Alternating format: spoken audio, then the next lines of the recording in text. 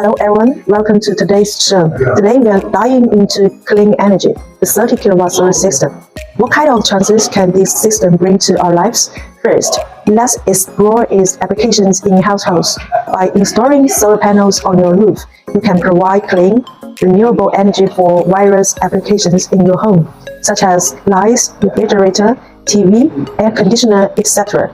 But it's not just limited to homes. There are some different settings, like commercial, industrial, educational.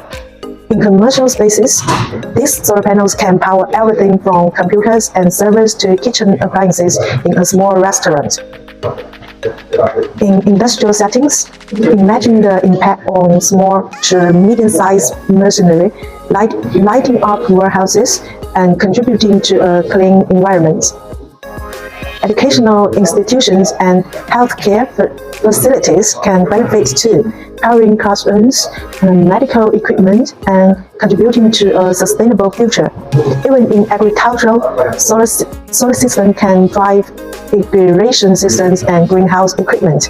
And don't forget electric vehicle charging stations, supporting the shift towards greener transportation.